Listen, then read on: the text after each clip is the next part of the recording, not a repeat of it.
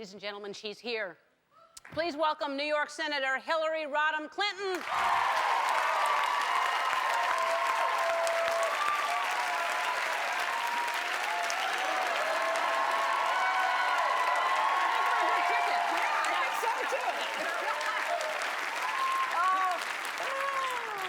LA loves you. And Albuquerque, I'm sure a lot of people love you. I'm so thrilled to have you here. Now, first of all, let me start with, what do I call you? Do I call you Senator? Do I call you, what do I call you? Well, you know, I was watching the beginning of the show, and you're talking about all these acronyms. Just call me HRC. Okay.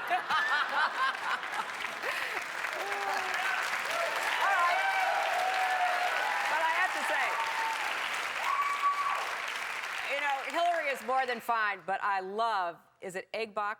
Yeah. Everything's going to be okay? Isn't it? Do you want to borrow that? I'm going to borrow it. Yeah, okay. I will give you credit. But it's a good one, right? It's a great one. Everything's going to be okay. Every day you have to say that. Egg 5, bach. 10, 20, 100 times. Yeah. No matter what's happening. It's just egg bach, egg bach, egg bach. Yeah, exactly. And then they'll put you away. Well, that would make some people happy. Yeah. Then you don't have to do anything anymore. Yeah, everybody takes care of you. Yeah. So now, what do you? First of all, I'm so honored to have you here. I really am. And what are you doing in LA? Well, you know, I'm here to try to find the smiley face chip.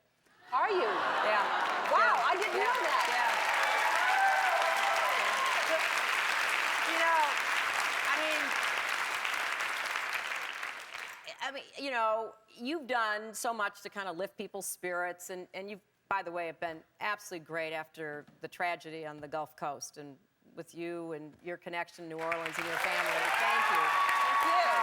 Thank you. And, you know, I just think it's a matter of national security to find whoever would steal that chip and, you know, kind of make you feel sad. Yes. At a time when you don't need that. No, we I don't need you to be like that. No. So we need to find whoever that person was. Yes, we do. Yeah. I'm glad you're taking it seriously. Yeah. You know, all day long I saw Secret Service here, and I thought it was because you were coming, and now I realize they're here to try to find the chip. They're on special assignment. Yeah. I mean, just think, in front of everybody, whoever the chipster was. Chipster. Yeah, right, Yeah. exactly. You know, coming down from the ceiling, nobody is safe anywhere. No, I mean, here you are in front of the world, and that happens to you. It can happen to anyone. It could happen to anybody. And you were having such a good time. You were singing, you were dancing. Yeah. That's just cruel. It to come really in is. and ruin your good time like that. I just have one question, HRC. Where were you during that time? Well, I was dealing with other chipsters. Okay.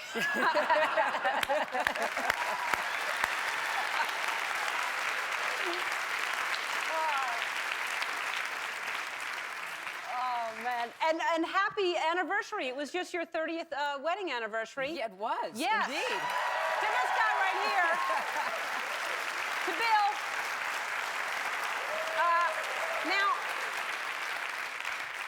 he's not working or anything. What's he doing around? Is he messy around the house? Is he, honestly, is he a messy person? Is he a neat person? He's a neat person. He is? Yes, yeah. He is the kind of person you really want to be married to for 30 years because he washes dishes. Really? Yes, he makes beds. Wow. Yeah, it's good. Yeah. And are you that neat too? No, you're the messy one. No, neither of us is messy, but you know, he's always been like that. I think partly because his mother worked and so he had to help around the house. And I just sort of consider him our, you know, Homeland Security defense person. He's there cleaning up and making sure everything works. Yeah. But he's working hard on all of his foundation and the work he's doing around the world. Now, how's he feeling? What's going on with his health? He's so much better. You know, it was a bad time last year. He had the bypass and then he had the complications, so he had to have the additional surgery. But he's in great shape now. And he's taken on this new... Egg bach. Egg bach, that's right. Yes. You know, he's taken on this cause to try to help kids eat better. You know, we grew up eating lots of chips. No offense, but you know, no, we did. I'm not saying you should eat it. Yeah, no, I wouldn't eat a smiley face chip. No, but you I celebrate. ate enough chips to fill the studio probably in my lifetime. And and a lot of other things that turned out not to be so good for you. Yeah. So he's working with the American Heart Association to try to, help kids have more nutritious meals in school and make better choices and exercise more and just, try to have more people avoid what happened to him. Yeah. Well, growing up in New Orleans, all I did was eat, fried food and heavy and sauces and rich stuff like that. And I don't think you don't know any better. You think that that's okay to eat. And he was in New Orleans the night before he went to the hospital, and Really? they said he had to, have his operation. Yeah, I mean, it's great food. It's comfort food. It's good food. Yeah. And, you love eating it. We just have to exercise, I guess, more restraint. And balance it out. Because we don't work like our parents and grandparents did. I mean, they did a lot more walking and working and stuff like that. We have remote control. We don't move anymore. I know. We just sit still and everything is a button. And I mean, I was my father's remote control. Yeah. He would sit on the couch and he'd yell, "Hillary, Hillary," and I'd come down. "What do you want, Dad?" "Change the channel for me." Yeah. But now, I mean, you don't even have to do that. So. No, I know. It's amazing how we do not. Speaking of working, I don't know if this is the place you want to tell us all that you're going to run for president in 2008. No.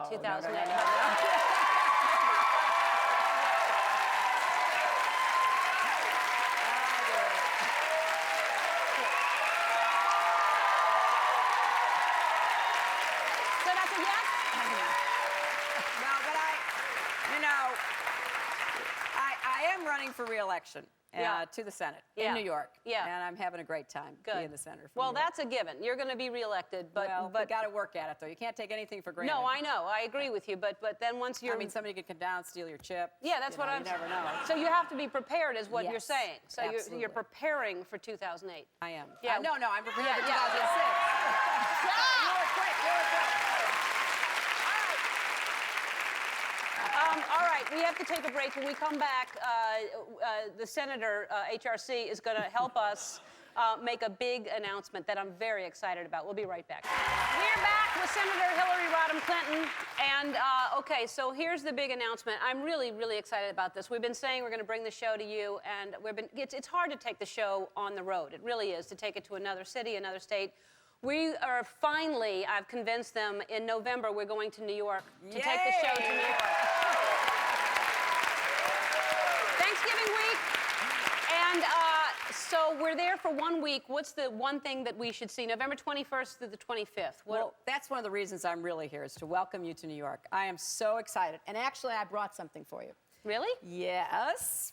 It's not the chip, but this is a tour book for the entire state. Okay. Plus your very own Metro card for the subway. Great. So you can get anywhere you need to go. All right. And, I know that you'll be busy working, so you've got to go all over the city, and we've got lots of places to see. I love New York. I do love New York. I love New York City, so best. I'm so excited. The best. So for you.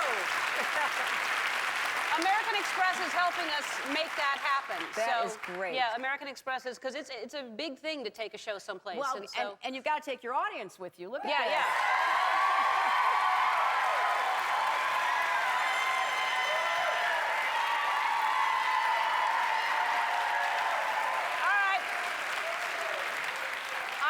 I don't know if you and Bill are going to be busy, but I would love for y'all to take us around with this Metro card. Sure, absolutely. Yeah, we'll see some good things. All right, we'll go see some theater, and we'll hang out and do some stuff there. Yeah. All right. Thank you so much for being here. I really appreciate it. Thank you. This past weekend, I took my first trip back to New Orleans since the hurricane, and while I was there, I got a chance to sit down with Presidents Bush and Clinton to talk about what's going on down there. Take a look.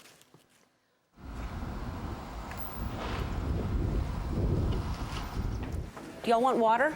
I'd like a little bit. Thank you very much. Thank you. Would you like a water? I'm fine. I just drank 2 bottles of it. All right.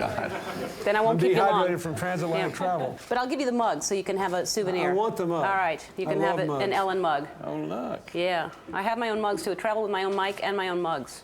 It's fancy. You talk first class here. Well, first of all, what do I call you? Tell me before I start talking to you what I should call you. Call me the old guy and call him 40. You can call us whatever you want. You're 42? Once we get out of office, you can call us whatever you want. All right. So you will just be President Bush, President Clinton. Yeah, That's fine. All right. President. You know, the fact that you two are working together, I love, because I think the power between you two and putting your differences aside and saying, we're going to work together. What do you think it is that's the two of you combined that is such a powerful team? I think it sends a signal that some things transcend political differences. And you get it, Ellen, I don't know how President Clinton feels about this, but you get a wonderful, warm feeling that you're doing something helpful. Mm-hmm. I think one reason people like it is they know that our political differences have been too harsh and too personal, and it's not been good for the public interest. And this has been true for a couple of decades now. And that, you know, when they just see us doing something, even if it's not everything, it's something, I think it makes people think, well, I can do something too. Yeah, I agree. I love what you just said, because it does feel good to help. And even if on a grassroots level there are people going out and picking up trash, and there are kids on spring break coming in, and it feels good to help. And it does, I think the country is so divided right now by politics, and it's like you shouldn't talk about it, and it's so divided that it does send a powerful, I think it sends a great message that there are things that are bigger than that. I think that's right. I'm from New Orleans, obviously. This is my first time back, and I went to the 9th Ward just now and was in tears. And if I thought about it any longer than talking to you right now, I would lose it again. I mean, have you seen anything like this? Is this, am I just not seeing enough? Has this ever happened in our country, this kind of devastation?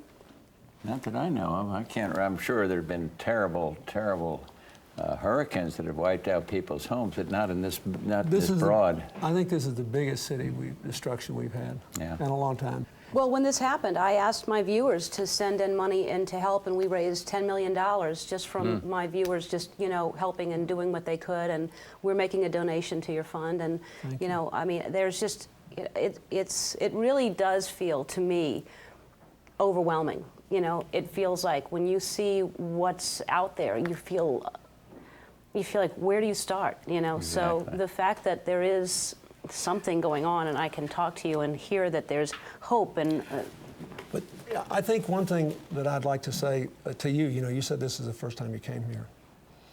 And I have some inkling of how you feel. I didn't grow up here, but my mother went to nursing school here. I first came here when I was 3 years old. I've been coming here all my life. And I just wept the first time I saw it. But when you talk to the native New Orleanians who are staying here, you just put one foot in front of the other. You figure out, you know, what needs to be done, what you can do, and then you just get up and go to work. And pretty soon when everybody does that, the tide begins to turn. There is no silver bullet, but there are so many people here. yeah, when we were in the 9th Ward, there was a guy, Donald, who was sitting on the flatbed of a truck outside of his house. And he goes back and he still can't go inside. He can't bring himself. He goes halfway up the steps and he goes down. And I went up and looked at his house and just demolished, and he's got nothing. And he's begging me, and everywhere I go, people are begging me because I'm from here. Everyone's saying, do something, help us do something. And I'm a talk show host, you know? I mean, I don't know what to do. And how do I, you know, how do I tell them? Because it's 9 months later, and I know that you know, the Bush-Clinton Katrina Fund has raised $100 million, and they're saying, you know, we're so grateful for what people are doing, but, you know, what can I tell them? It's heartbreaking, but we want to do this right. We can have, for example, more mixed-income neighborhoods when New Orleans is rebuilt. We can have the schools located, some of the new ones that have to be rebuilt in different areas, so that we can take advantage of what we know now in other cities, that poor kids learn better if they're in not just mixed-race schools, but mixed-income schools. There are all these things that are going to be done here, but it's an agony for people who are waiting. And the problem, of course, is that a lot of people were getting subsidized housing that we're living around here in the hotels and things, and that's gone now. So it's going to be a very tough, I think, 6 months to a year still on the housing front, but it will be done, and we got to do it right this time. We can't let them come in and then get washed away. I'm thrilled that you're here, and I'm thrilled that you're doing what you're doing. And before you go, I have to, it's an elephant in the room if I don't mention it, because I know you both have power. can you do anything about Chris Daughtry being kicked off American Idol? It's not right. It's not right. I just... If I could, I would. You know, there's some good things about not having power anymore. Yeah. And even when we were president, we didn't have that much power. All right, well... Some good things about being 82, you don't watch that stuff. Yeah, either. well, if you knew him, you'd be as upset as I am. Really? He shouldn't be kicked There's off. an injustice. It's an injustice. Serious injustice. It's yes. All right, well, I thank you all very much for sitting down and talking to me. Thank you for caring about Thank your you for what hometown. you're doing. Yeah, darn right. Stay with it. My only other advice is do something like this again in 6 months. And maybe in another year, do it again. Yeah. Just so people don't forget. Yeah. All right, thank you all so much. Thanks for everything you're doing, too. Thanks a lot. Nice to be with you. Our first guest is a father, husband, diplomat, fundraiser, humanitarian, and the 42nd President of the United States. Please welcome President Bill Clinton. You look fantastic. You look good. Do you feel... It does. And you made a... Go ahead. When you get a little older, you just got to wear brighter ties. That's all. Yeah. No, do you feel like, I mean, you just turned 60, so do. happy birthday to you, but does that feel old to you? No. No, it's very interesting because in my family, on both sides, I have to go all the way back to my mother's grandfather, my maternal great-grandfather, to find a man who lived to be 60 years old. Wow. So I feel very fortunate, but I don't feel old. I feel great. I just, I feel blessed and great. I'm really proud of Hillary and the success she had in the election. I'm very proud of our daughter, and I love the work I do. So everything's great for That us. keeps you young. Well, I mean, the energy you have, and congratulations on Hillary winning. That's fantastic, and what a huge, huge number. In the two major Republican areas of the state, she got 60% or more of the vote, so I was really proud of her. But she worked hard. She just, we always thought that if you win these elections, you get a job, and you're supposed to do the job. And she did the job really well. She worked hard at it. Now, is she going to want another job? Do you think she's going to want to, do you think she'll run? I don't know. I know that she hasn't decided yet. And I know, we're in a different place in our lives. I mean, I think that if she believes that she'd be the best person, if she's got a real plan, and if she thinks she can win, she might do it. But whatever she does is fine with me, and whatever she does, I'll support. I do know this, and you can just see this from her performance the last 6 years, if she ran and could win, she'd be great at the job. That's all I care about. I think if you... I remember when I ran, and I remember when I decided not to run in 1988, when I thought I could have been nominated. I thought I was a good enough politician to be elected, but I didn't think I was mature enough to serve. I didn't think I was quite ready. It's just a judgment you have to make. But in '92, I had a very clear idea of exactly what I wanted to do. And I think that she would have the benefit of all those years, plus being in the Senate, plus she just knows what not to do as well as what to do and how to do it, and she has experience with people in Congress. I think she'd be great, but it's a very personal decision, and I just don't know what she's going to do. She'll just have to make up her mind, but she's still kind of happy about what happened and thinking about what they're going to do at the beginning of next year, so she'll, in the Congress, I mean. The Democrats have a huge responsibility now because they got such a broad-based group of voters to back them, and they have to be very careful with it and very deliberate, and they have to produce results, and I think she's focused on that. But when she decides, whatever she decides, I'll suit up and play. Do you think that the country is ready for a woman president? I mean, if she would run, do you think that there are still people that would be shocked by that? I think there are some, and we won't know how many, and we won't know whether until someone actually tries. It's this: whenever you break a barrier, you can say, well, I think we're ready. I mean, Chile's got a woman president. United Kingdom, Israel, India, Pakistan, Bangladesh. A lot of countries in the world have had female leaders. Germany now has a woman chancellor. But until somebody actually runs, you just won't know, because people, sometimes they don't even know their own minds about new things until the decision is there. And I think it will depend very much on the individual, what the times are, it'll still be determined by the facts of the case. But I think there will be some reserve in some people's minds about voting for any woman for president, and then I think most of it will melt away in the campaign. but we won't know for sure till it happens. Well, I'd like to see it tried out anyway. I mean, I hope she does run because I think it would be amazing just to. Yeah. If she won, she'd be good. I think so too. All right, we have to take a break. We'll be back, and I'm going to give the president a little quiz a little bit later. We'll be right back. We're back with President Bill Clinton. Lauren and the baby, I think, just arrived. Let's bring them in and have them. Are they here?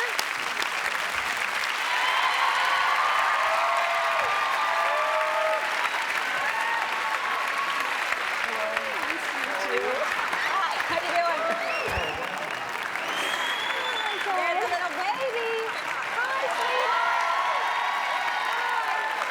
Is that a beautiful baby or what? Oh, that's a gorgeous baby. It's a good baby. Oh, this is a moment you don't know right You now. want to see the baby? Yeah, you gotta kiss the baby. Kiss it.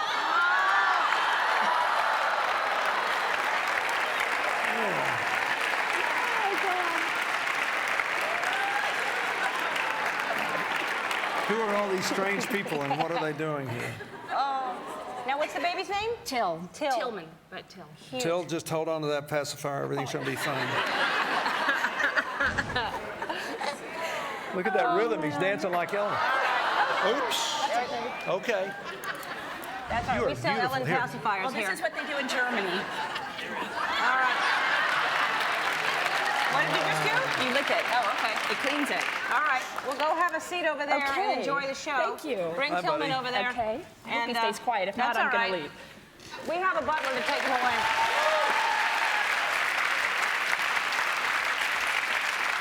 I was asking. What a beautiful boy. I was asking the president but during the commercial if you watch TV and how you have time, because I heard that, I mean, you know so much about everything that's going on and you still have time. You watch Grey's Anatomy, right? I love Grey's Anatomy. Yeah. I love Boston Legal. Yeah. And when the new series starts in January, I'll watch 24. Yeah. I watch a lot of old movies. I watched the Comedy Channel special on New Orleans because I Yeah. wanted to see what they were doing to raise money. Yeah. I thought, that Billy Crystal and Robert Williams and Whoopi Goldberg did. I watched that. But I watch a lot of sports. I watched that unbelievable Ohio State-Michigan State football game on Saturday. Unbelievable. So Hey, Dancing with the Stars, did you watch that? I didn't, but I like Emmett Smith. I wanted to Yeah. watch it just to see him boogie, Yeah. Yeah. But I'm it's always amazing. interested in people who can multitask. Yeah. Yeah, well, you certainly do that. All right, I'm going to give you a couple of, see what else you know. You're a pretty smart guy, and I think that you might know these, which will be amazing. True or false, President John Quincy Adams regularly went skinny dipping in the Potomac River before dawn. True, he swam across the Potomac River Yeah. in the cold weather. True or false, Hillary Rodham attended the same high school as Brad Pitt, Abe Vigoda, Harrison Ford. Harrison Ford. That's right. That's right. All right. Oh, one more. While attending a 1969 Lions Club meeting, President Jimmy Carter reported seeing A, Bigfoot, B, Elvis, C, a UFO. A UFO. Yeah. That's right. All right, we have a little surprise for the audience. We'll be right back. We're back with President Clinton. Talk about multitasking. He read my entire book during the commercial break. I appreciate that. Tell us again, you were starting to tell us before what you're doing in Philadelphia. I went there to work with John Bon Jovi, who is... You mean him?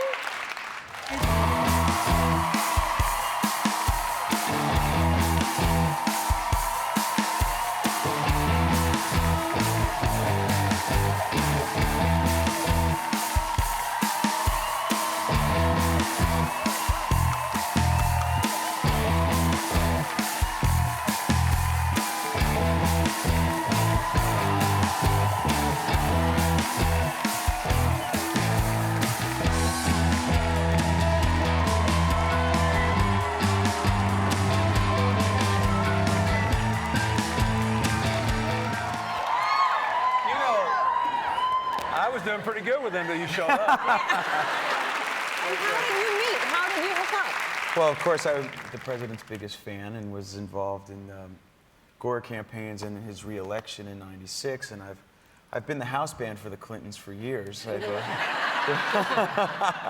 performed for both the President and Mrs. Clinton many, many times over the years. And as the President mentioned, he came down and helped us launch the Philadelphia Soul Foundation. And why I'm here today and why I was in town was these are the coats that we had discussed. Kenneth Cole and I have teamed up to provide these coats. So I brought both you, Ellen, and the President, and Jay-Z one. Thank you so A little bit much. of fashion accessories. Is this cool or what? I love this. That's great. There you go. What do you think? Nice. But 100% of these coats, profits, 100% go to Project Home and Project Help. And I'm going to continue to try to do good with both the Philadelphia Soul Foundation and now my partner, Kenneth Cole, That's building fantastic. houses. We can be and part of a job posse. We could be in a training. band suddenly, all of a sudden. See? I like all that. of us. And you know, yeah. But they're wonderful. They're wonderful. And I hope that people will go to Kenneth Cole stores and online and do the right thing by Thank you so providing. much. And thank you also. I want to. It's so important, and I love what you're doing, and I thank you so much for it. Last time I saw you, we were in New Orleans for everything that. We're still working down there, you know, and we got, we funded 2 new schools that will be green schools. It's a great Exactly. deal. So Till,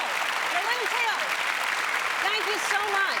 Thank you so much for Bless being you. here. Thank you so much. Thank you. Our first guest is of the season is making her first daytime talk show appearance since announcing her run for president. Please welcome Senator Hillary Clinton. Don't you have security? You had to bring your purse on? What's Well, actually, I heard the other day that you're thinking about running for president. Well, there's a lot of people running, and I thought I should throw my name around. So. Well, I figured that I needed to bring you a campaign survival kit. Oh, wow, that's sweet of you, since Well, I'm going to be competing with you. Yeah, I That's, know. Well, you know, I think there's a lot in here that I could, you know, maybe help you avoid some of the mistakes I've made. Oh, good, all right. This is. great. Let's start with this, which is running for president for dummies. This Oh. is. I read it. It's very helpful. And I'm on the very cover. helpful. Wow. And I'm on the cover. Here, this is a flight kit. Very important. It's got Yes. everything for your neck, your eyes, you name it.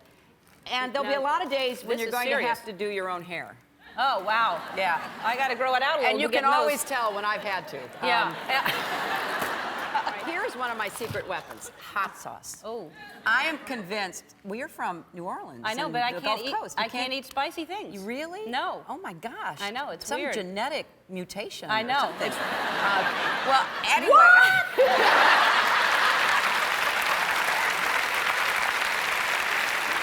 But anyway, in case you change your mind, All here right. is some hot sauce. I'm All right. convinced it keeps me healthy. All right. Okay, and here. I'm wearing that. I'm wearing that.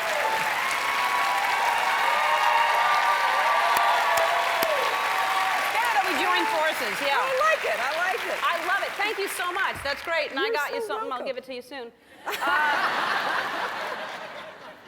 So this is exciting because the last time you were here, I was talking to you about were you going to run, and you weren't really answering anybody's question, Right. but you accidentally slipped when you were here. Yeah, it was a Freudian slip. Yeah, You're going to show it to me? Yeah, Oh, last okay. time you were here, this is what happened. I don't know if this is the place you want to tell us all that you're going to run for president in No, 2008. I am running for re-election Yeah. to the Senate Yeah. in New York. Yeah. And I'm having a great time. So you have to be prepared, is what you're Yes, saying. So absolutely. you're preparing for 2008. I am. Yeah. No, I'm preparing Yeah, for yeah. 2006. You were quick. You were quick. All right. So we all knew way ahead of time, but we pretended like we didn't know. All right, so, and like I said before, I don't know a lot about politics, so this is all, but I think I do represent a lot of people who don't understand it, but just really care about being taken care of and being safe. Right. So I know that there's the Senate, and then there's the Congress, there's the House, there's the Parliament, the Nina, the Pinta, the Santa Maria. I know that. So when I know what I'm talking about when I ask, what makes you the best candidate? Tell us why, so you can swing some votes that maybe people are on the fence, they don't know. Why should we all vote for you? Well, I think that we're going to be facing some of the most serious problems we've ever faced as a country. I mean, we have a lot of unfinished business here at home, and we have all of these incredibly difficult challenges around the world. And I think it's time that we start acting like Americans again. You know, we're problem solvers. That's what I was raised to believe when I was a little girl. That we could do anything we set our minds to. And I think we should do things like have affordable health care for every American. I think it's time for us to do that. I think we've got to have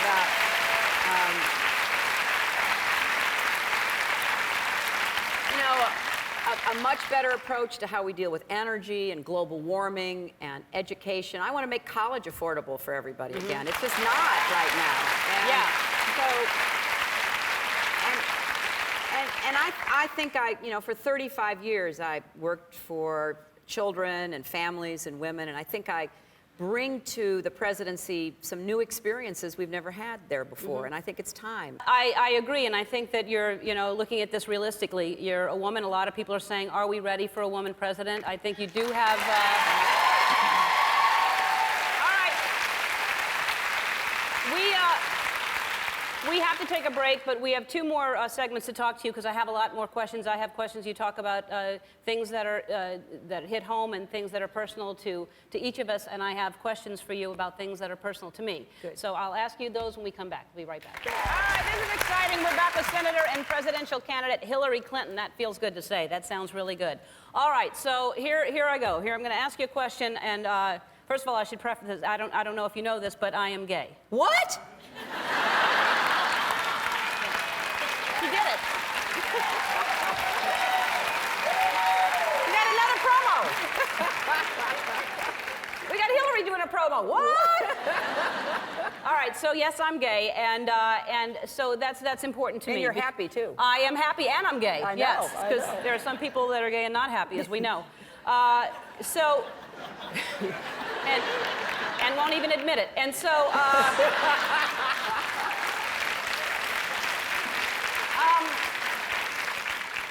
It's important for me to be able to commit to someone that I love and have the same benefits, the same rights. If something should happen to me, Portia's taken care of. Right. People who are gay care about that. You support civil unions. I do. But not gay marriage. And why? Well, I am very much in favor of civil unions with full equality of benefits, and I want to see that developed as we move forward. I want to make that happen with federal benefits. There are a lot of federal benefits that people in long-term committed relationships don't have access to, and I want to make that happen. So I consider that this issue is one where we can agree on equality of benefits and work toward that. And then we have a lot of other work to do. I'm very much in favor of ending Don't Ask, Don't Tell, because I don't think it's worked. It has driven a lot of people out of our military. And, you know, other countries have gone much further, Israel, Great Britain, and others, and have had great success with letting people serve openly. If you are willing to serve your country and you're a patriot, you ought to be permitted to do that without lying about who you are. And so I'm in favor of that. I want to end discrimination against gays and lesbians, and we haven't gotten that passed yet. Do you think it would be possible for someone to run and openly say, I support gay marriage, and win? Do you think that's even possible? You know, I don't know. I mean, I had the same position for years, and so I don't know what somebody could or couldn't do, but I've always believed that marriage should be left to the states, because that's where it's always been. The states have determined age of marriage, other conditions, and over time we've gotten rid of a lot of the discrimination that used to exist in marriage laws. And that's now happening. People are making decisions. Civil unions, marriage, they're deciding in the states, and I think that's the appropriate place for this to be. Yeah, I think that's important. I mean, it's close to me. All of it's close to me. I mean, all of it really matters. I live in this world just like everybody else, but those things matter a great deal to me. You know, Ellen, we need to really open the door for people to define their relationships in a way that we can recognize and acknowledge. Well, it gets rid of the shame, and it gets rid of behavior that we see happening all the time when people are so ashamed they do things that are sad. That's exactly really right. sad. That's exactly right. And it's all about shame. It is. So, all right. Well, what I would love to do with you, I've been wanting to say this for a while. Let's go have a cup of coffee. Oh, I'd love a cup of coffee. I mean, right now, though. Let's go to a diner and have a cup of coffee. Right this very minute? Yeah, well, go to commercial, and then let's have a cup of coffee at a diner and talk to people Well, there. there are a lot of diners out there. Well, the closest one we get to. Some of the great diners in the world are here in New York. I agree. So let's go. All right, let's go. I'm ready. Don't yell at me. Senator Clinton, everybody, look at that. Let's go sit down and talk. This is fantastic, isn't it? Hi, everybody. Hello, how are you? All right. Excellent. This is perfect. They happen to have one open for us at the Flame Diner in New York City. That's Very right. exciting. Oh, we have coffee coming already? Even better. That's what we came for. All right, you must need a lot of this stuff. Yeah, I do. All right, so let me ask you this question. A lot of people are asking you this, I'm sure. If you win the nomination Right. For a Democrat, would you have Barack as your vice president? You know, I'm sort of superstitious, so I don't talk about what I might do because it's not there yet, and I haven't Right. gotten it done. I don't want to be presumptuous. Right. But I have such great admiration for him and all the people I'm running against. This is a great field. You don't have to be against anybody. Yeah. You can be just for whoever you feel Right. would be the best president, and that's what I'm hoping people will feel about me. What's I the work- biggest misperception, do you think? Oh, I guess that I'm some kind of, creature from an alien world, I suppose. You know, I think people, when they get to know me, when they get to see me, when they get to make their own judgments, they may not still vote for me or even like me, but at least I feel better because it's more legitimate. And so Right. what I'm trying to do is clear away all of the brush so people can get a fair shot at Right. figuring out what they think about me. Well, I like you. I've spent a little bit of time with you, and I like you, and I don't think you're a creature from another planet. All right, so we're going to work the room a little bit and see what people have to say, and we have some questions right over here. Let's go ask excellent, these people. excellent. I'm going to leave my coffee. It was just like a movie thing where you pretend you're drinking coffee and you It was don't. good, though. Yeah. It was good coffee. All right. Hi. Hi. Look who it is. Yeah, I know. I said hello. Yeah. All right. So what are the questions? Well, I'm so excited. Well, I was wondering, I'm Republican, but I'm on the fence. I could go either way. And I was wondering what you would say to someone like me who's on the fence to convince me to become Democratic or to vote Democratic. Well, I would say, first of all, that I think we've got to get over a lot of the partisanship and the divisiveness that we've had in the country because we have a lot of big problems to solve and we need to just roll up our sleeves and work together. And I am very willing to work with Republicans, as I've shown during my time in the Senate, wherever I can to find common ground. There are certain things that I believe strongly that somebody on the other side might not, but there is so much more room to try to deal with real problems. Like, I think it's been unfortunate that we've been denying global warming, for example. We got to deal with that. Or that we're now more dependent on foreign oil than we were before 9/11. I think that's dangerous, so we've got to work our way out of that. I guess the question on everybody's mind is, while you're out campaigning, does Bill actually take care of the house while you're gone, or is it more that he kind of hires someone to do it? Or? Well, that's a good question. I mean, he actually does some things, but we have help. I mean, I don't want to get carried away here. But both of us, we started off just with very little, and we always, took care of the house, did all of the cooking. But then he got elected governor, and then he got elected president. So we've had wonderful people helping us. But I'll come home late at night and, he'll be rearranging the bookshelves or cleaning up the kitchen. So he's pretty handy to have around, actually. Well, I thought so. Back in the 90s. Thank you. That's a sign of boredom. That's right, exactly. Yeah, that's a sign of boredom when he's rearranging the bookshelves. That's not helping you. He claims he's thinking. Okay. Right. All right. Thank well, you both good so questions. much. And we have to go. And I've loved it. I've loved spending thank time with you you. so much. Come back and I will. As we get closer, we'll keep talking to you. I would love that. And we're going to go to break. We're going to come back and I'll show you what happened when I taught the Alvin Alley dancers a thing or two. All right. We'll be right back. Our first guest could make history by becoming the first African-American president of the United States. It's an honor to welcome Senator Barack Obama. Okay, you're the best dancer so far, the presidential It's a low candidate. bar. It is a low bar. But I'm pretty sure I've got better moves than Giuliani. Yeah. You definitely do. And you just made $800 for the Susan G. for the cure. Thank you. Thank you. I lost my watch. I was so excited. You got a punch on your watch. My watch went flying. Yeah. Absolutely. Well, you got it back, right? I did. It's in my pocket. All right, good. Yeah. All right, so how about this about being related to Dick Cheney? Did you know that? Was it a surprise? We'd kept it hidden. Mm-hmm. Both of you? He's the black sheep in the family. We're just trying to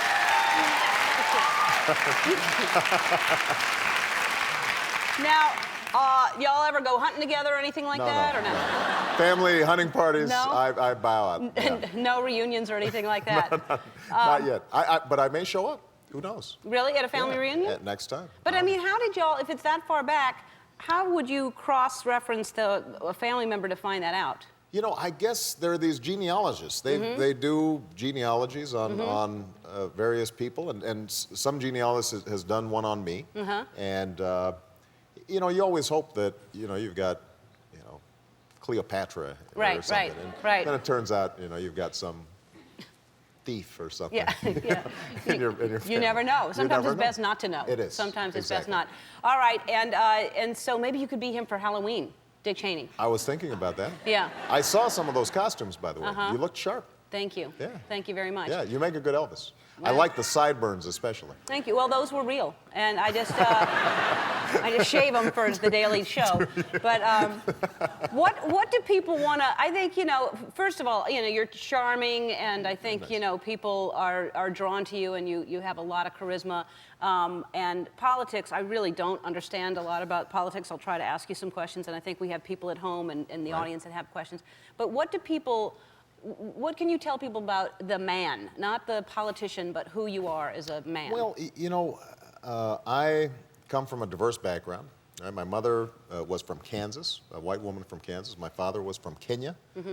They met at the University of Hawaii, which is where I spent a lot of my youth. And then I lived in Southeast Asia for some time. And I've got a half-sister who's half Indonesian. And so I've got family all from around the world. And that, I think, is a big part of me, because there are pieces of me, including Dick Cheney, in my family tree, and hopefully that's one of the talents I bring to politics, is getting people to recognize themselves in each other and work together. Do you even pay attention to the pressure that what I just said is if you would be the first African American president? I mean, do you think about that, or is that not an issue? Just being the president, that's pressure enough. Yeah. And so, I spend most of my time just thinking about how can I communicate a message of change, because I think people are really frustrated with the gridlock and the pettiness of politics, and part of the reason why you may not pay attention to politics a lot is sometimes it's depressing, because it doesn't seem like we get a lot of stuff done. Right. And so, what I'm trying to do is during this campaign to figure out how can we bring people together around issues like healthcare, and global warming, and giving a better education for our kids, and how can we overcome some of the special interests and the lobbyists that tend to dominate our politics. And if you win the primary, would you consider, and I asked Hillary this when she was on the show, would you consider Hillary as your running mate for vice president? I am just thinking right now about how I get through the primary. But Hillary Clinton is a terrifically accomplished woman, and she is going to be, I think, not only a formidable candidate during the primary, but she's just a terrific public servant. So right now, my job is just to make sure that I get through this primary, get the nomination, and then and also to make sure that my wife and kids don't forget who I am during the process. Yeah, I don't know how you do that. I don't know how you have the energy to do what you do every single day. You got to really want that job bad, because that's a lot of work, and then you get there and it's just tons of pressure. But it's like being the host of Ellen. Almost. It's almost that kind of pressure. Yeah. I mean. How do you handle it? I don't know. And how do you feel about speaking of me, how do you feel about gay marriage? Would you legalize gay marriage? What I would do is immediately set up a civil union that is equal in federal rights, so that all the states, all the rights that are conferred by the state are the same for gays and lesbians, same-sex couples, as for any other couple. In terms of marriage, what I would do is I would say that each religious denomination can make up their own decisions. Now, my denomination, United Church of Christ, we recognize same-sex marriages, and I think the other denominations may feel differently about it. But the state has to make sure that everybody's rights are equal. Right. And right now, we've got over 1,200 benefits that married people get that people who have civil unions that are recognized by their own states don't get. Yeah. And that's just, it's not right and it's No, not fair. It's not right. It's not fair. It's not fair. But Exactly. I'm glad you recognize that. I do. It's good to know. All right, so we are going to take a break, and we're going to come back, and we're going to get questions from the audience, and we're going to actually maybe surprise people and call them at home. I am really looking forward to that. Really? Yeah, yeah. Good. We'll do it then. All right. We'll be right back. We're back with presidential candidate Barack Obama, and we've asked our viewers to submit some questions for the senator online. And we picked some, and we thought it would be fun for the senator and to talk to him directly. They have no idea. We said, if you could, what questions, and they think we're just going to do it online. But Yeah. I am going to call them. Let's talk. And we're going to. Now, you said I have a hard job, and I do. And one of the hardest jobs, I'll tell you, Is dialing? is dialing while I'm talking, because it's really hard. So don't ever put yourself in that situation, or at least have somebody do it for you, or. You're doing good. Well, I've made it through. But now we're calling Makita Johnson from Richmond, Virginia. This is really exciting. I know, she has no idea. I hope she's Hello? there. Hey, is this Makita? Yes, this is her. Hi, Makita. This is Ellen DeGeneres. How you doing? Oh my God. Hey, wait. Oh, it gets even better. Hold on. Okay. Introduce yourself. Hi, Makita. This is Barack Hi. Obama. How are you? Wait, no. Yes. No. Yes. Oh my God. Yes. Oh my God. Makita, I hear you had a question for me. We wanted to call up and answer it personally. Oh. Okay. This is good. What's your question? My question is, I know being a senator is a very time-consuming job, and Yes. because it's so time-consuming, you don't get much time for your family. And as president, how will you divide your time for your family and time for running our country? Well, it's a wonderful question, and I know you know my wife Michelle is just terrific, and you know my kids are, of course, spectacular. Yes. Yes, Yeah. Malia and Sasha. And it's the hardest thing about running for president is being away from the family so much. But one of the things Michelle and I talked about before we even started to run was how do we make sure that our girls are good? And what we've tried to do is create a real protective situation for them. We didn't move from Chicago. They're there going to the same school with the same friends and really try to be as normal as possible. And the nice thing about if I'm president, I hear that they give you public housing. There's this. So yeah. So there's we'll all be under the same roof, and hopefully I can do my job and tuck them in every night and read to them and you know, do all the things that dads do. But That's great. but one thing Michelle's absolutely clear about is if I can't do a good job as father, then you know it's pretty hard to talk about families and how I can do a good job for the country as well. Okay. All right? All right. Makita, thank you so Thank you, much. Makita. You're welcome. I appreciate it. Bye. That's a good question. That was good. Now, speaking of that, you've been married for 15 years, 15 is that years, right? I have. And you seem like a wonderful romantic couple. I'm a very romantic guy. What's the Yes. most romantic thing you've ever done? With her? Well, Not someone else, you know. now I will tell you, the way I met Michelle, she's younger than me, but she had gone straight through school and through law school, and I had worked before I went to law school. So the way I met was she was a first-year associate at a law firm, and I was a summer associate. So she was my advisor. And so she would not date me because she took this position very seriously.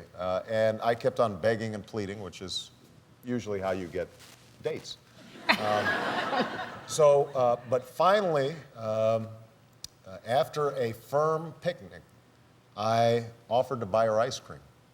And we went to Baskin-Robbins, and we sat out on the curb and ate ice cream cones. And then I kissed her, and that's when I figured, you know, that's when I sealed the deal. I thought, yeah.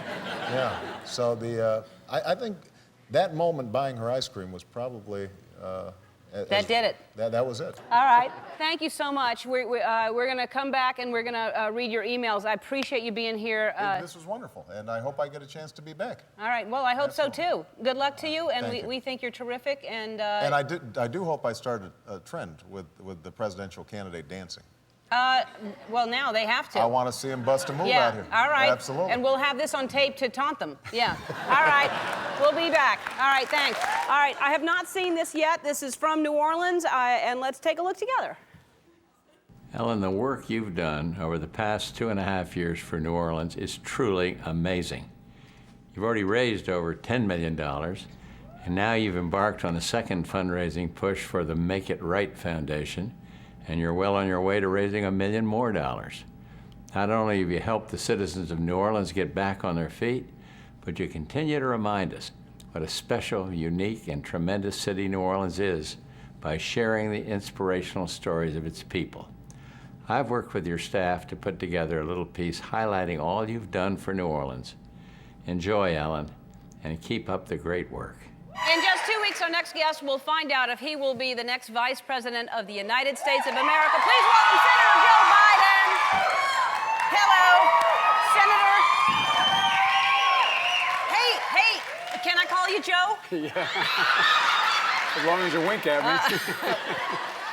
All right, so let's talk about how you got here. Well, let's talk about how I come out after Colin Farrell and you guys. Yeah, yeah. I'm It's a playing hot the old show. guy role anyway, you know, No. in this whole campaign, and now I got to come behind him. No, Gee. you're not. No, it's a hot show. This is a good one. We appreciate both of you for lots of reasons. All right, but let's talk I about like this. to be appreciative for his reasons. Yeah. You know what I mean? Only kidding. I'm joking. So you did not, from what I hear, you didn't really want to be asked to be vice president, and here you are, vice president candidate. And what has changed, and how do you feel? Well, I didn't want to be vice president. Not anything I ever auditioned for. You know, vice presidents don't do a whole lot. No, John Kennedy, President Kennedy once said, you know, I once had two brothers. One went to sea and one became vice president. I never heard from either again. But look, when I told Barack I'd do anything he wanted to help him get elected president. And I never expected...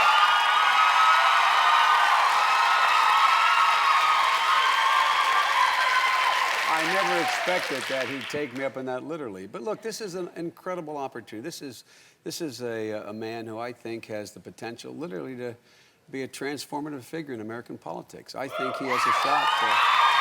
And if I can be any part of that and help, and I think that, I asked what he most wanted in a vice president. He said he wanted somebody to be a confidant who'd give his independent judgment, and that all the important decisions, I'd be in the room. He's president, but I'd get an opportunity to make my case. So, you know, this is an opportunity to be part of history, and with a guy I think will be a great, great president.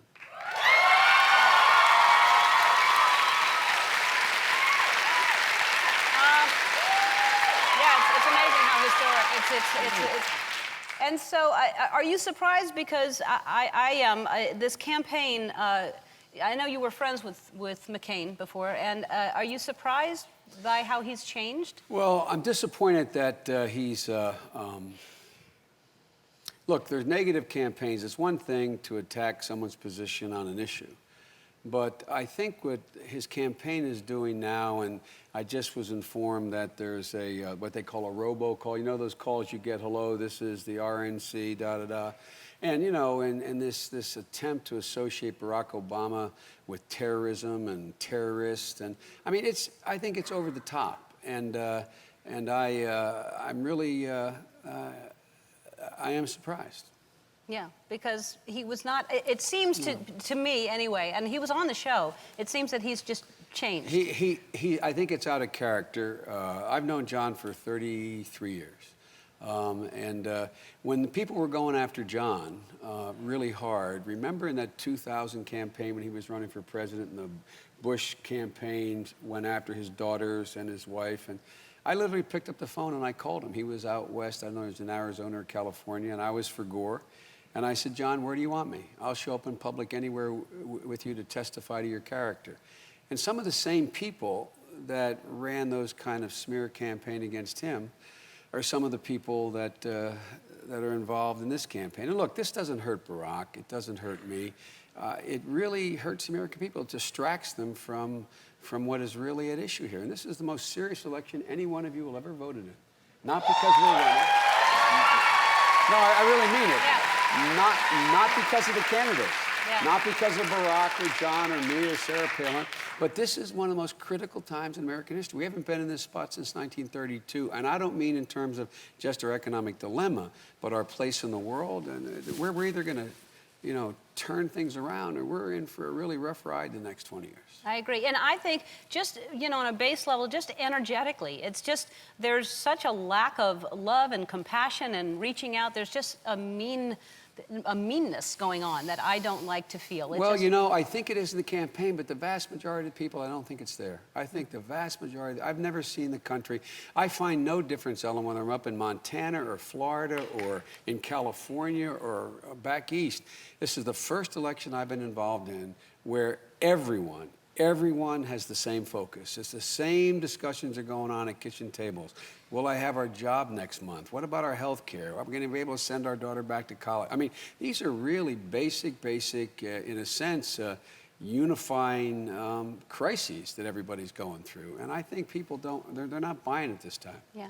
I'm glad to hear you talk, because I feel like most people, we had one vice presidential debate, and that was it. And don't you wish that you had more? Don't you wish you had more than one time? Well, Governor Palin said she'd like to debate me more, but coincidentally, we've been asked by a national police group if we'd each appear and debate, and I agreed to do that. And she decided not to do that. And look, I think that the truth of the matter is, I don't think presidents get voted for or against in large part because of who the vice president is.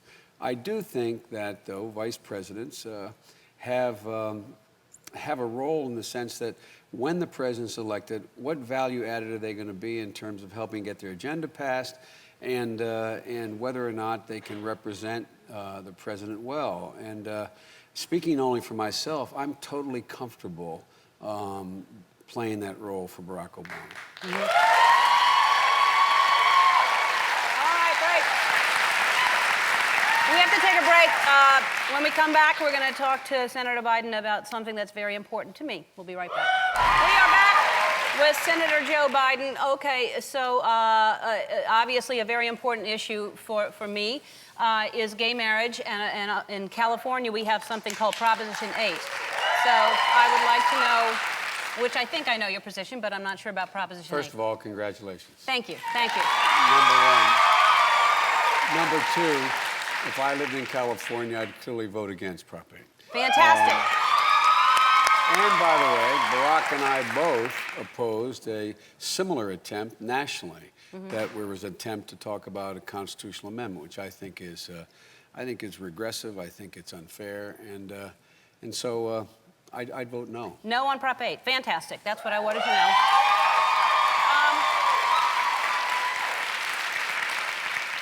Just because I don't want to return our china we got. We got some good stuff. So let's talk about, this really is just a horrible time right now for everyone. The economy is just frightening. And what realistically can you do? Well, look, there's a fundamental difference between what the other team is proposing and what we think. There's never been a time when the wealthy get to stay wealthy, the middle class isn't growing. The poor don't do better unless the middle class is growing. And the middle class has been killed the last 8 years. So everything we do, Ellen, literally, everything relating to taxes, health care, education, energy, all of it is focused on figuring out how to give the middle class a fighting chance. In this country, in the last 8 years, the median income of families has dropped $2,000. That didn't happen in a long time. And now it looks like it's going to get tougher. And so we do a number of things. First of all those major tax cuts that were going to the major corporations and the Exxon Mobils of the world and paying people $15 $15 billion a year to go abroad. And by the way, we're going to end this war in Iraq. We're going to end it but that's the reason I tell you that. We're now spending $10 billion a month. So when people say, how can we afford all these tax breaks for the middle class? Our answer is you can't afford not to give them a chance.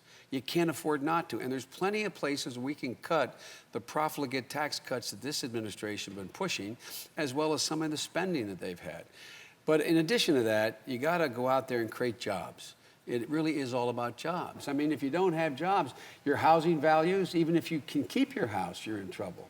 So we focus everything on jobs, and we also focus on small business, not Joe, the plumber that I saw. Yeah, let's talk about that. What is that situation? Well, you know, look, I just think sometimes I think people get a little ahead of themselves. You know, the average small business person in America, 98% of the small business people in America make less than $250,000 a year. Anybody who makes less than $250,000 a year is going to get a tax cut from us. 95% of the American people. But again, it's not so much just about being fair. It's about how you grow the economy. 60% of this economy is based on you going out and getting everything from your hair done or a haircut to going to the restaurant to buying a new automobile. It's about consumers. It's a consumer-driven economy. And when you drain the middle class of the ability to be able to meet their basic needs, then the economy collapses. The last thing I'd point out is even this guy, let's assume he's making $250. And I'm told it'd be good if he got a license as a plumber. It might be a good thing if you're a plumber. But all kidding aside, think about it. If you are a business person and your gross receipts are less than $100 million, you're still going to get a big tax cut under us. We're going to let you underwrite 50% of the health care that you provide for your employees. We're going to let you get a $3,000 tax cut for every new employee you hire. Again, why? The vast majority of jobs are created by small businesses. So we just want to fundamentally sort of turn this upside down. What we've been doing the last 8 years doesn't work. This trickle-down stuff doesn't work. And by the way, I'm not one of these guys who thinks that if you're wealthy, if you're making a lot of money, you're not paid. Wealthy people are as patriotic as poor people. We just haven't asked much of them. And now it's time to focus on the middle class and focus on jobs. And we can afford to do that, or put it another way, we can't afford not to do that. Exactly. We can't afford not to. I'm with you. Our next guest has made headlines for being one of the greatest mayors in America and now for saving the life of one of his citizens. Take a look. From the very beginning, it was clear that New Jersey's Cory Booker would do something great with his life. After earning degrees from Stanford, Oxford, and Yale, the world was at his feet. But Cory decided to dedicate his life to saving one of the poorest and most dangerous cities in America. When he moved to Newark, New Jersey in 1997, it was in desperate need of a hero. And since Cory became mayor in 2006, the city's been moving forward. Crime rates have gone down almost 50%, the economy is recovering, and schools are being transformed. Not only is Cory Booker changing a city, but changing the very definition of what a politician is. He lives in the housing projects many Newark residents call home. He plays basketball with them in the summer, helps shovel snow in the winter, and a week and a half ago, literally saved one of their lives. He was insisting on going into the fire, and with the explosions, I wasn't going to let him go in. The mayor broke away from the detective, saved 47-year-old Zena Hodge, and burned his hand. I'm a neighbor that did what most neighbors would do. For years, Cory's been called a super mayor, but now many have changed that nickname to Superman. From Newark, New Jersey, please welcome Mayor Cory Booker.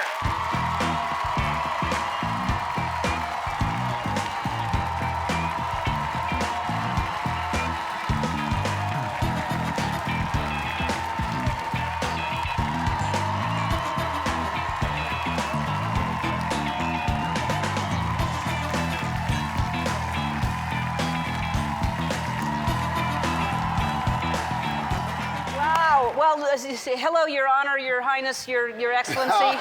What do I call you? Cory. Cory, okay. Yes. You're Cory. Really, what an amazing human being you are, number one, just period.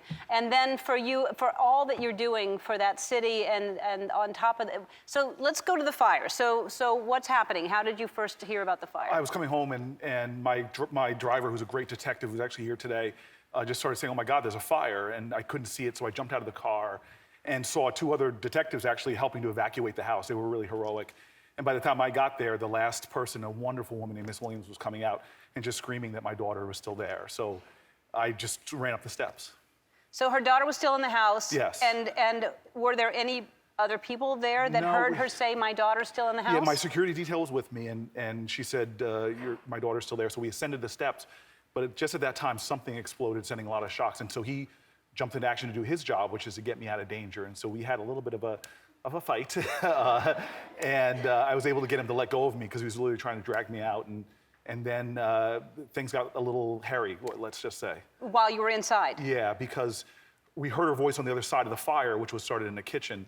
And so I was able to sort of jump and sort of sprint through the kitchen okay when it looked like a scene from a movie. The fire was rolling over the top. But as soon as I got back there, that's when I say there was no courage about it. I saw that I couldn't breathe, and behind me the kitchen looked like it was filling up with fire, and just really felt terror. I thought I was done, and she wasn't responding to me now, and I couldn't find her in all the fire. So you couldn't see anything because it was the smoke was so thick, and then were you still hearing her? She was not responding, and you have that moment where you feel yourself surrender, that I'm done, and then just that second, honestly, almost like an angel, she calls out to me, and I was able to pat my way, and there was a room within a room that I couldn't see. Found her, and at that point I made a tough decision, which was either try to find a window and go out or go through what looked like a wall of fire in the kitchen. And so I picked her up and just ran through the kitchen, and amazingly to this day, we stumbled to the ground. She unfortunately suffered some burns, but I got out with just some injuries, small injuries to my hands, and some of my clothes burned up a little bit. Incredible. And so not only did you save her life, you paid her medical bills. She's in the hospital. You went to visit her in the hospital. And how long had you known them? This is a really special family. I've known them for years. I lived in this area for 6 years. Just a really sweet person. She's like an older sister in many ways. Just a really good spirit. And on days when I come home and have a very tough day, she always knows the right combination between teasing me mercilessly and lifting me up at the same time. Amazing. And really all you suffered were just a couple of burns on your hand? I mean, I really do feel like some larger force delivered me from the fire because it was just this. Yeah. I did have a big afro before I went into the fire. Oh, I see. That got burned off. I hope that grows back. I do too. I had beautiful hair. Oh, that's a shame. Yes, yeah. That's a shame. You would have wanted to run your fingers through it, Right, actually, yes. right. Well, let me just run my fingers through this. Oh, that's really sexy That's right good. there. Yeah. Thank you. All right, we're going to take a break, and we'll talk a little bit more with this amazing man, Cory Booker. We'll be back. We are back with Newark, New Jersey Mayor Cory Booker, and so they're calling you superhero. And what are you most proud of everything that you have done so far? Well, first of all, what they're calling me is over the top. Anybody that knows Newark, we really are a city full of heroes and champions who've been at the work of our city for a lot longer than I've been there. And what gives me most pride is to see a community come together and really challenge the moral imagination of a country that often sees cities like Newark as a place not to go to or a place with challenges. And what Newark's done in the last 6 years is transform its reputation. Well, obviously, that is, for the most part, I think, because of you. And it begs the question, will you then run for a bigger office? Do you see yourself running for president someday? Well, thank you for saying that. But life, and this, is about purpose, not position. And I've got 2 more years on my term, and I'm fully, and you know this when you're really resonating with what your life purpose is. So I'm doing the right thing at the right time. Towards the end of my term, I'll have to make some decisions whether to run for a 3rd term or look at some of the other statewide offices that are out there. Senator, maybe? I Probably? don't know. Yeah, I don't. Yes. Yes. We'll see. President then? We'll see. I mean, really, And that is purpose. And I understand that you turned down, I think President Obama offered you a position and you turned it down to stay where you are, and I think that's admirable. But then when your term is up, you pass the torch to someone else, and then you become senator, and then you become president. How I about appreciate that? you. I appreciate that. Think about it. But I will think about All it. right. But there's also the best way to make God laugh is to make plans for yourself. Right, exactly, So, yes. exactly. Superhero is a term that really is thrown around a lot, and I want to make sure you're prepared next time anything happens. Ross, come on out. We had something made for you. All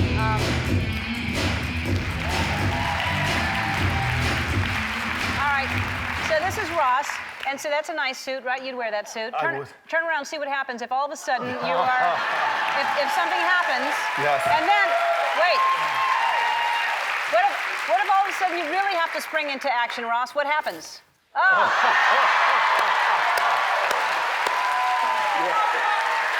Yeah.